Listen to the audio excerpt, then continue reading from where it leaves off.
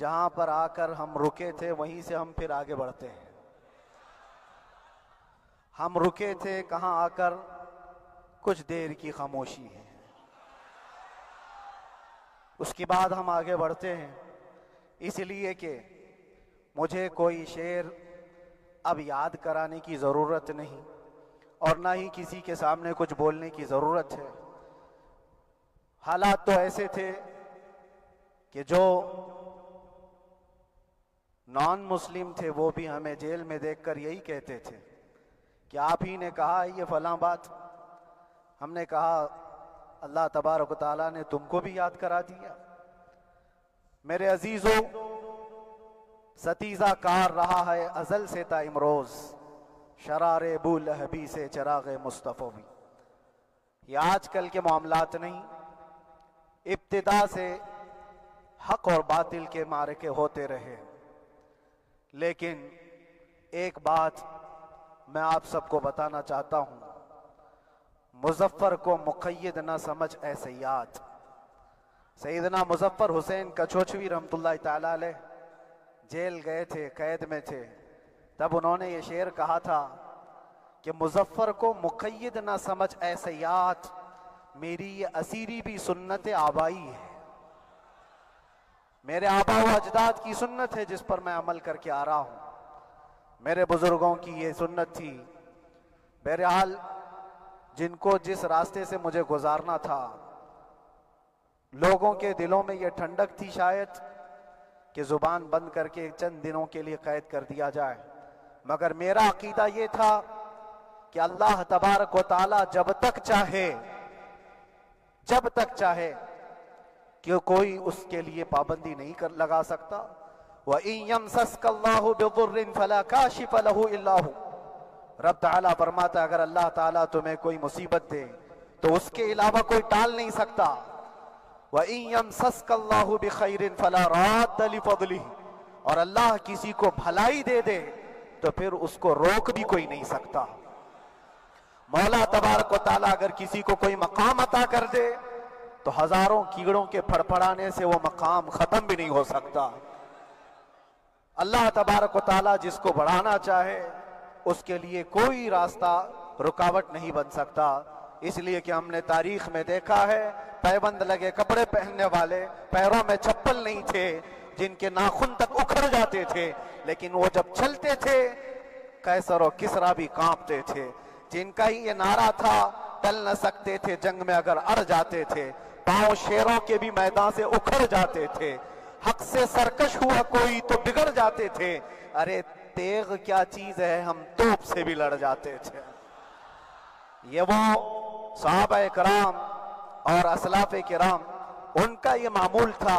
بظاہر ان کے پاس کوئی اسباب نہیں تھے لیکن اللہ کی مدد تھی. وہ پانی کی طرح بہتے ہوئے چلے گئے. نہ چٹانوں نے ان کا راستہ روکا، نہ دریاؤں نے ان کا راستہ روکا. وہ جس طرف سے جاتے تھے اللہ تعالیٰ ان کے لیے راستے بناتا تھا. عزیزان گرامی وقار، کون ہے وہ جو دریائے دجلہ میں اپنے گھوڑے دوڑائے تھے؟ کون ہے وہ جو دریا میں اپنی کشتیاں ڈال کر جلا دیا تھا کہ واپس جانے کا کوئی تصور نہ ہو؟ یہ سب میرے مصطفیٰ کریم کے دیوانوں کی ہی بات تھی.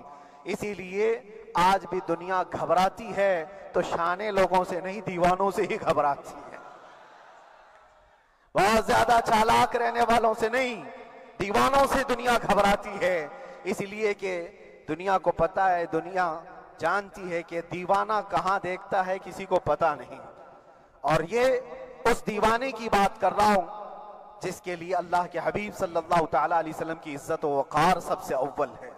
عزیزان گرامی وقار، آج آپ کے سامنے حاضر آیا یہ میرے استاد گرامی، مربی، استاذ الاساتذہ، برادر گرامی حضرت العلامہ مفتی زبیر احمد صاحب قبلہ ادام اللہ اقبالہ، جنہوں نے دن رات ایک کر دیے تھے. میرے خیال سے 8 مہینے میں جتنے ان کے بال سفید ہوئے اس سے زیادہ نہیں ہوئے ہوں گے. صرف اس لیے نہیں کہ ایک بھائی کے لیے، اس لیے بھی لڑ رہے تھے کہ ایک عالم کے لیے جس سے دین کا بہت سارا حصہ وابستہ ہے. ان کی محنتیں رائگاں نہ گئیں. بہت سارے میرے احباب و اقربا، خاص طور پر مدن پورہ اور وکرولی سے، جنہوں نے اپنے گھر بار چھوڑ کر میرے لیے دوڑتے بھاگتے رہے۔ اللہ رب العزت اس بات کا شاہد ہے، ایک ایک دن اندر میں نے سب کے لیے دعائیں کی ہیں، اور ایسا نہیں کہ کوئی دن بھولا جاتا، اور باہر کی ہمیشہ یہ خبریں آتی رہتی ہیں کہ حالات کیسے کے کیسے ہوتے جا رہے ہیں۔ کبھی اگر گھبراہٹ اور بے چینی ہوتی تو میرے عزیزوں صرف ایک ہی بات ہمارے پاس تھی علاج کے لیے، ایک ہی علاج تھا۔ جب بے چینی بڑھ جاتی، اپنوں سے رابطہ نہیں ہو پاتا اور کسی کے خبر نہ پہنچتی، کھانے پینے کی تکلیفیں، رہنے سہنے کی مصیبتیں جب سر پر آتی تو ایک ہی علاج تھا، ان کے نثار کوئی کیسے ہی رنج میں ہو، ان کے نثار کوئی کیسے ہی رنج میں ہو، جب یاد آ گئے ہیں سب غم بھلا دیے ہیں، جب یاد آ گئے ہیں سب غم بھلا دیے ہیں۔ اس رسول محترم صلی اللہ تعالیٰ علیہ وسلم کا احسان عظیم ہے۔ بار بار مجھے یہ احساس ہوتا رہا، پوری دنیا اگر چھوڑ دے مگر یقین تھا آمنہ کا لال کبھی نہیں چھوڑے گا، اور چھوڑا بھی نہیں، اور چھوڑا بھی نہیں۔ ہر رات جو ہمارا معمول تھا ہم نے جو دیکھا، ہماری پچھلی زندگی میں ہم نے اتنے عجائبات نہیں دیکھے ہوں گے جو 8 مہینے کے اندر ہم نے دیکھے۔ نبی پاک صلی اللہ تعالیٰ علیہ وسلم کے انعامات و اکرامات، رب تبارک و تعالیٰ کی مدد سے دل مضبوط ہوتا ہے۔ عزیزان گرامی، ہم نے تو وہاں ایسے لوگوں کو دیکھا جو ڈپریشن کا شکار ہو کر کافر بھی ہو گئے، اور حالات سے گھبرا کر کے وہ انکار کر بیٹھے کوئی خدا نہیں ہے، کوئی مدد نہیں آتی ہے۔ ایسے حالات وہاں دیکھے، لیکن ان حالات میں بھی اللہ تبارک و تعالیٰ کی مدد ساتھ رہی۔ رسول پاک صلی اللہ تعالیٰ علیہ وسلم کا انعام و اکرام یہ تھا کہ جس طرح سے گئے تھے اسی طرح سے واپس بھی آئے، جس طرح سے گئے تھے ویسی واپس آئے، اور نہ میرے مصطفیٰ نے باہر میری عزت میں کمی کی، نہ اندر عزت میں کمی کی، کہیں پر بھی نہیں۔ الحمدللہ جس شان کے ساتھ رسول پاک صلی اللہ تعالیٰ علیہ وسلم اپنے چاہنے والوں کو رکھتے ہیں، وہ میں نے دنیا میں دیکھا، اور پھر یہ عرض کیا آقا آج آپ کی عزت پر بات کرنے والے کو چاہے وہ 1000 کال کوٹری کے اندر ہو، آپ عزت کے ساتھ بٹھاتے ہیں تو پھر قیامت کے دن اس کی عزت کا کیا حال ہوگا۔ عرش حق ہے مسند رفعت رسول اللہ کی، دیکھنی ہے حشر میں عزت رسول اللہ کی۔ میرے عزیزو ایک بات کو طے کر کے چلو، انہیں جانا انہیں مانا، نہ رکھا غیر سے کام، للہ الحمد میں دنیا سے مسلمان گیا۔ اس ایک بات میں جو عزت ہے، دنیا کے کسی مقام و منصب اور مرتبے میں عزت نہیں ہے۔ اور حالات دنیا انشاءاللہ میں سناتا رہوں گا۔ اللہ تبارک و تعالیٰ جب تک یہ زبان رکھا ہے حق بولتے رہیں گے اور سناتے رہیں گے، اور بھی حالات آپ کو انشاءاللہ العزیز آگے سناتے رہیں گے۔ لیکن آج خصوصیت کے ساتھ میں جمعہ کے لیے اسی لیے حاضر آیا کہ یہاں کے لوگ پل پل یاد کرتے رہے۔ حضرت مجھے ہر بار خبر دیتے کہ جب نماز سے فارغ ہو کر کے میں نکلوں تو مجھے لوگ پکڑ لیتے، کیا ہوا، اب کیا خبر ہے۔ تو جس قدر آپ کی بے چینی تھی، بے قراری تھی، میرے عزیزو مجھے بھی ملنے کی بے چینی اور بے قراری تھی، لیکن یہ ایک سٹیج تھا جس سے گزارا گیا ہے، ایک مقام تھا جس سے گزارا گیا۔ میں تو ایک نکما آدمی، میں تو ایک کم پڑا ہوا ہوں، لیکن آپ کو بزرگان دین کی اگر تاریخ پتہ ہو، امام اعظم ابو حنیفہ رضی اللہ تعالیٰ عنہ جن کو ناحق جیل میں رکھا گیا تھا، امام موسیٰ کاظم رضی اللہ تعالیٰ عنہ 7 سال تک قید میں رہے۔ یہ کون امام موسیٰ کاظم؟ جن کے دربار میں جانے کے لیے غوث اعظم عبد القادر جیلانی رضی اللہ تعالیٰ عنہ 4 کلومیٹر دور اپنی چپل اتار دیا کرتے تھے۔ امام موسیٰ کاظم کا وہ دربار ہے جن کو باب الحوائج کہا جاتا ہے۔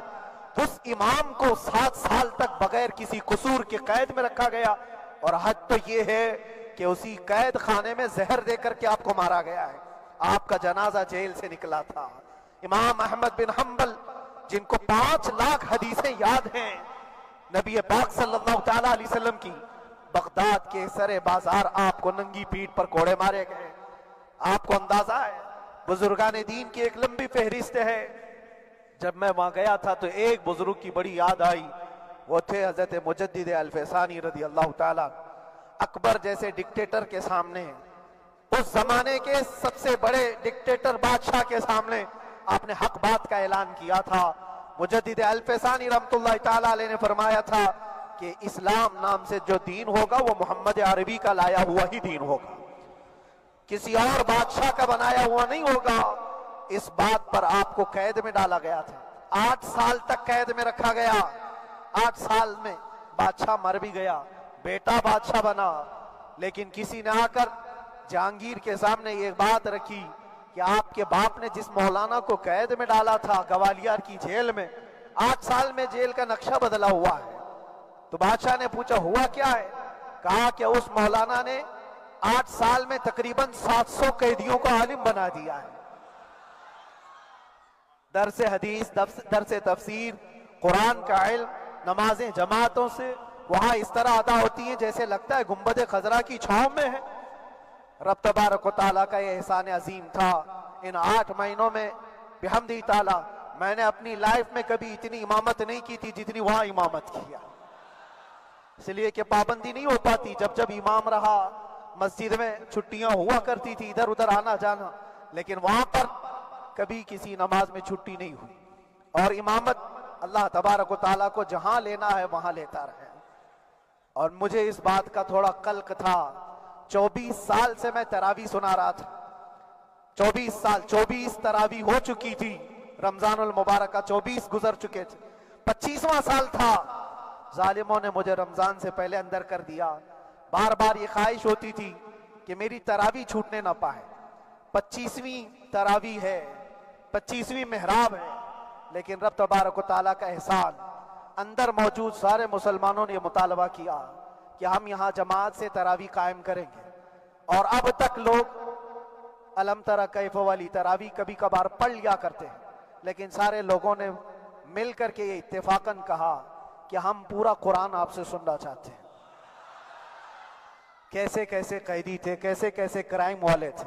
मैंने कहा आज मैं एक दिन पढ़ाता हूँ, एक पारा पढ़ूंगा, आपको अगर लगे तो बता देना, भारी पड़ जाए, क्योंकि लोग सारे क्रिमिनल हैं और कई तरह के जराइम किए हुए लोग।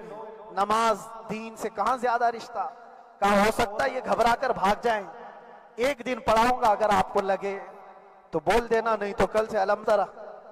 पहले दिन तरावी पढ़ा है, दूसरे दिन सारे लोगों ने कहा आपने एक पारा पढ़ाया है, सहरी तक भी पढ़ाएंगे तो इंशाल्लाह खड़े रहेंगे। ये जो इस्तेकामत, ये सारी चीजें, दिलों का जमा होना और हमारी तरफ दिलों को फेर देना बगैर अल्लाह की मदद के नहीं होता। रसूल पाक सल्लल्लाहु ताला अलैहि वसल्लम के करम और एहसान के बगैर नहीं होता। वो तरावी भी पढ़ते रहे, तफसीर कुरान भी सुनते रहे और कुरान की तालीम भी लेते रहे। फिर मुझे अंदाजा ये हुआ कि रब तबारक व तआला की मंशा ये थी कि हमारी तरावी की मेहराब की सिल्वर जुबली जेल के अंदर हो जाए। मुझे इस बात का कोई कल्क नहीं रहा कि मेरी कोई चीज छूट गई है। हाँ, ईद, बकरीद, मुहर्रम, ये तमाम चीजें लोगों की याद तो रहती, रिश्तेदार, अहिबा, अकरबा की याद, लेकिन अल्लाह की मर्जी, मेरा रब तबारक व तआला जो पसंद करे उसमें हम राजी हैं। अगर मौला ये चाहता है कि मैं तन्हा पढ़ूं तो उसकी रजा में हम राजी हैं। अगर वो चाहता है कि मजमे हजारों में हम नमाज अदा करें तो उसकी मर्जी पर हम कायम हैं। अजीजान गिरामी वक़ार, सब्र और सुकून के साथ जो हालात गुजरे, उसमें सबसे बड़ा किरदार आप सबकी दुआओं का है। सबकी दुआओं का, मशाइख, सारे पीरान इज़ाम, तमाम सलासिल के और हर मस्जिद के इमाम अपने मेहराब और मिंबर से जो दुआ करते रहे, ये सारा जखीरा मेरे लिए इतना बड़ा है जिसको मैं बयान नहीं कर सकता। हर एक की जानिब से दुआएं, औरतों, बच्चों की तरफ से मन्नतें, रोजे, न जाने क्या क्या कर लिया। फिर मुझे अंदाजा हुआ कि सिर्फ अपने आराम, अपनी राहत के लिए फड़फड़ाने से कुछ नहीं होगा। रब तबारक व तआला ये चाहता है कि पूरी उम्मत मिलकर के इस फकीर के लिए दुआ करे। और अल्लाह ताला को जब तक मंजूर था तुम्हारी दुआएं होती रही। बाज लोगों को ये ख्याल भी आया, कुछ मेरे अहब्बा अकरबा रिश्तेदारों ने भी कहा इतनी सारी दुआएं हुई, इतनी सारी दुआएं हुई, कबूल क्यों नहीं होती? एक बात याद रखो, पूरी दुनिया मिलकर खड़े होकर दुआ करे। अल्लाह की कुदरत पर कोई काम करना वाजिब नहीं है, अल्लाह पर कोई चीज वाजिब नहीं है। अगर वो अपने फजल से अता कर दे तो इसका एहसान है। اس کا احسان ہے. اب چاہے وہ سال بھر میں قبول کرے کہ 5 سال میں قبول کرے. ایک بات یاد آتی ہے میرے عزیزو، ہماری قید تو 8 مہینے کی ہوگی، ان بزرگان دین کی قید 8 سال 7 سال. امام محمد بن حسن عسکری 20 سال تک قید میں رہے، 20 سال تک اندر سلاخوں کے پیچھے بند رکھا گیا. یہ اہل بیت اطہار ہیں، ائمہ اعظام ہیں، ان کی تکلیفیں دیکھ کر پھر ہماری تکلیف چھوٹی لگتی اور پھر نبی پاک صلی اللہ تعالیٰ علیہ وسلم کی یاد آتی. صرف اس بات کا ہمیں فخر تھا کہ تم نے کبھی چوری کے الزام میں تو نہیں گرفتار کیا، کسی گھناؤنے الزام میں تو نہیں گرفتار کیا.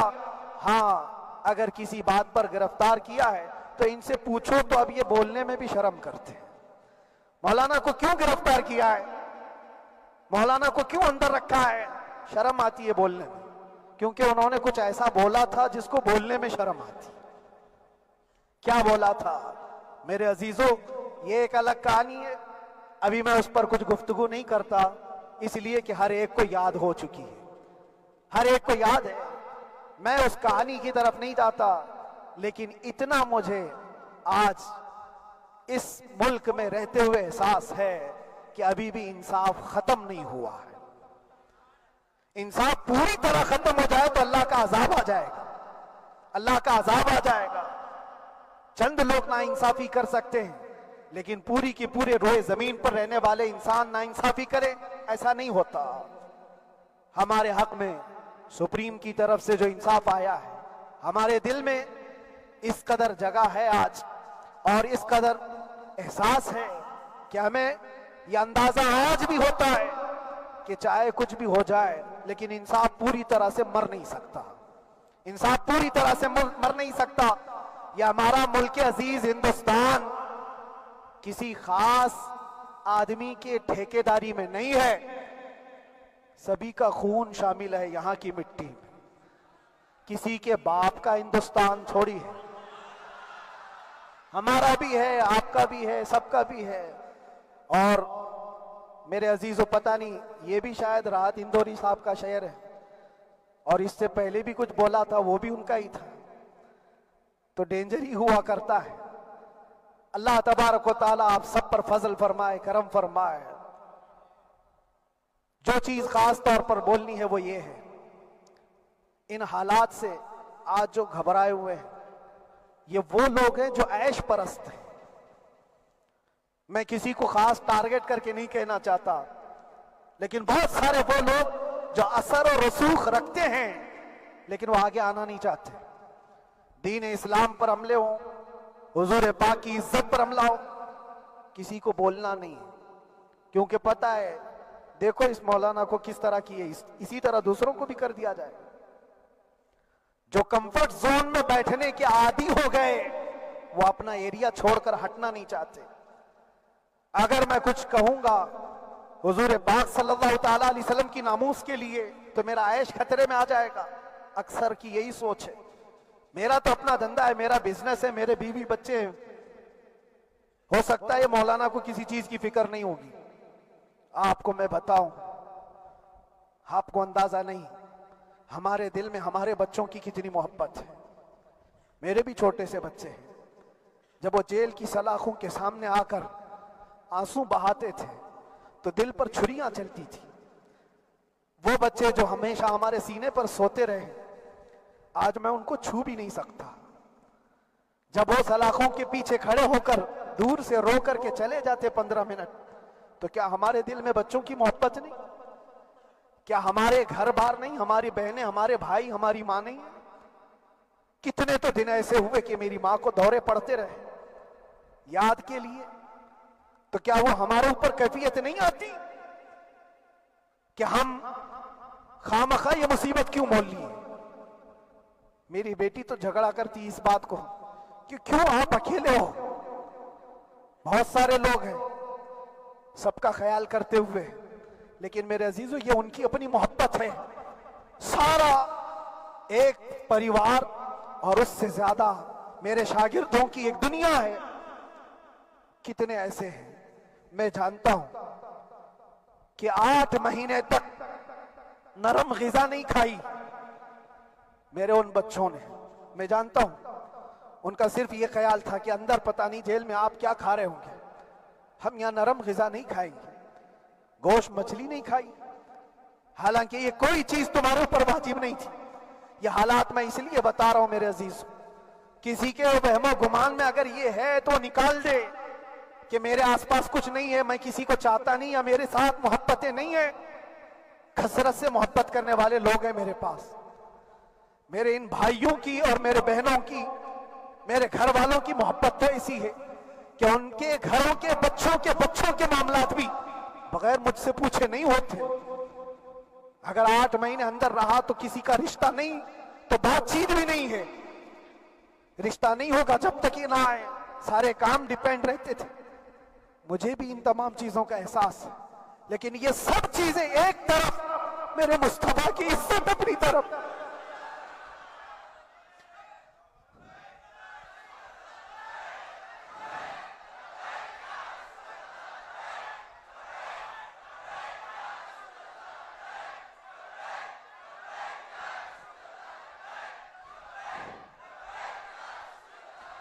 میرے عزیزوں، ہر ایک کے آنسوں کے قطرے میں نے دیکھے، بھائیوں کے، بہنوں کے، میرے پاس ملنے کے لیے میرے جو شاگرد آتے ان کے، یہ اکثر جب جیل کی دیوار پر آ کر کھڑے ہوتے، ان کی آنکھیں لال، یہ آنسو بہاتے 15 منٹ ملاقات کر کے چلے جاتے۔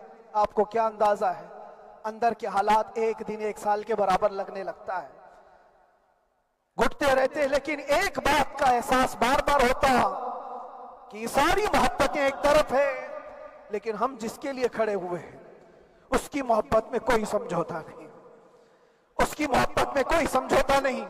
ایمان اسی کا نام ہے، لا یؤمن احدکم حتی اکون احب الیہ من والدہ وولدہ والناس اجمعین، تم میں سے اس وقت تک کوئی پورا مومن نہیں ہو سکتا جب تک کہ اپنی اولاد، اپنے مال دولت، اپنے ماں باپ، سب سے زیادہ اپنے رسول سے محبت نہ کرے۔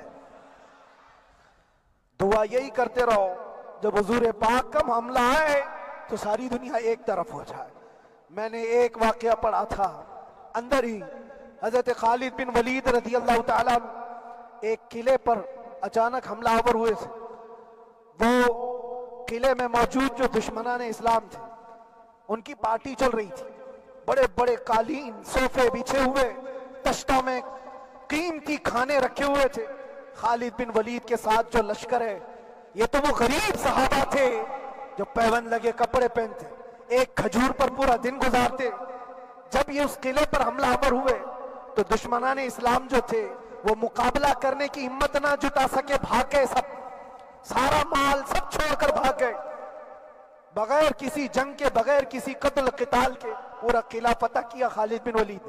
اب سنو، جو صحابہ تھے وہ مال غنیمت جمع کر رہے تھے، کیونکہ یہ عرب کے لوگ ایسے مہنگے قالین نہیں دیکھے تھے، ایسے مہنگے صوفے، اتنی قیمتی غذائیں انہوں نے دیکھی نہیں تھی۔ سب جمع کرنے لگے، سب جمع کرنے لگے۔ خالد بن ولید نے کہا خبردار، ہاتھ مت لگانا، سب ہٹ جاؤ۔ سب ہٹ گئے، چند صحابہ کو بلایا، یہ سب جمع کرو، اس کو آگ لگا دو۔ پورا مال غنیمت جو تھا آگ لگا دیا۔ تو جو صحابہ تھے وہ کہنے لگے کیا یہ اچھا ہوتا، یہ سب میں آپ تقسیم کر دیتے، یہ بہت قیمتی چیزیں ہیں، عرب میں ہم لے جاتے تو یہ بہت مہنگی چیزیں ہیں۔ خالد بن ولید نے کیا کہا جانتے ہو؟ کہا اگر تم کو بھی ان تمام چیزوں کی عادت لگ جائے تو تم بھی ویسے ہی بھاگو گے جیسے یہ بھاگے۔ یہ آج جو ہمارا مقابلہ کرنے کی طاقت نہ لا سکے اور بھاگ گئے، اس کی وجہ یہ ہے کہ وہ عیش پرست ہے، عیاشی ان کے اندر تھی جس کی وجہ سے وہ کھڑے نہ ہو سکے، اور جب یہ عیاشی آئے گی تم کھڑے نہیں ہو سکو گے، کھڑے نہیں ہو سکو گے۔ آج میں یہی بات دہرانا چاہتا ہوں، جو بہت بڑے چہرے لے کر بیٹھے ہوئے ہوں، وہ سیاسی اثر و رسوخ رکھنے والے بھی کمفرٹ زون میں رہنا چاہتے ہیں۔ میں چند لوگوں کو چھوڑ کر کہہ رہا ہوں، اکثر کا حال یہ سوچتے ہیں کہ ہمارے اس دائرے سے نکلیں گے تو ہمارا عیش خطرے میں آ جائے گا، گھر بار خطرے میں آ جائے گا۔ یہ دنیا کی محبت انسان کو بزدل بناتی ہے، بزدل بناتی ہے۔ اس لیے میرے عزیزو، آپ جب کبھی یہ بات آئے، ایک طرف میرا پورا خاندان، ایک طرف میرے عیش کی زندگی اور ایک طرف رسول پاک کی عزت کا معاملہ، تو آپ مجھے بتاؤ آپ کس بات کا فیصلہ لیں گے؟ اسی بات کا فیصلہ لینا ہوگا نبی پاک صلی اللہ تعالیٰ علیہ وسلم کی عزت کی خاطر تمہیں اس بات کا فیصلہ لینا ہوگا۔ اپنا سب کچھ گنبد خضرا کل بھی تھا آپ، میرے نبی سے میرا رشتہ کل بھی تھا آپ، اور بتلا دو گستاخ نبی کو غیرت سنی زندہ ہے، ان پہ مر مٹنے کا جذبہ کل بھی تھا آپ۔ بس یہ جذبہ باقی رہے، ہم کسی کو لڑنے کے لیے، مرنے کے لیے، مارنے کے لیے میدانوں میں اتارنے کی بات نہیں کرتے۔ میں اکثر اپنی تقریروں میں کہا کرتا ہوں، یا آپ سے پہلے بھی کیا، اگرچہ میری تقریروں کو ڈائیورٹ کیا جاتا ہے، آج بھی بہت لوگ ہوں گے، بلکہ آج مدن پورہ کا یہ پہلا جمعہ ہے، مجھے اندازہ ہے پورا ہندوستان نہیں باہر بھی سب کی نظریں اس پار ہیں کہ آنے کے بعد یہ کیا بولتا ہے، آنے کے بعد یہ کیا بولتا ہے۔ سب اسی انتظار میں ہیں، میں سب کو ایک ہی میسج دوں گا، آنے کے بعد وہی بولے گا جو پہلے بولتا تھا۔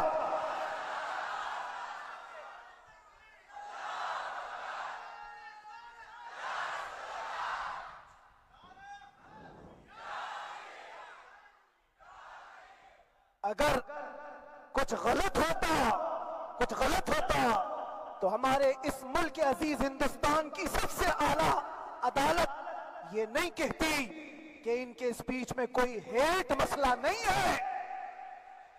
وہ ہمیں اندازہ ہے میرے عزیزوں، ہاں جہاں غلطی ہوگی ہم بھرے اعلان کے ساتھ کہیں گے کہ ہم سے یہ غلطی ہو گئی، ہم سے یہ خطا ہو گئی، زبان پھسل گئی، لیکن جو چیز نہیں ہے تو اگر تم زبردستی اس کو کہو گے تو یہ ہم نہیں مانتے۔ ہاں بس اتنی دعا میرے حق میں کریں کہ جتنی بھی زندگی باقی ہے اللہ تبارک و تعالی حضور پاک کی محبت اور ان کی عظمت کی حفاظت کے لیے جیتے مرنے کی توفیق عطا فرمائے۔ ہمارا کام صرف اتنا رہ گیا، جو میسج دینا تھا وہ ہم نے دے دیا۔ اب جو حالات آ رہے ہیں میرے عزیزوں، آپ سب کے لیے بھی میں یہ گزارش کروں گا، دین کی طرف آ جاؤ، سچائی کی طرف آ جاؤ، ورنہ گاجر مولی کی طرح کٹ جاؤ گے، ختم ہو جاؤ گے۔ دین کی طرف آؤ،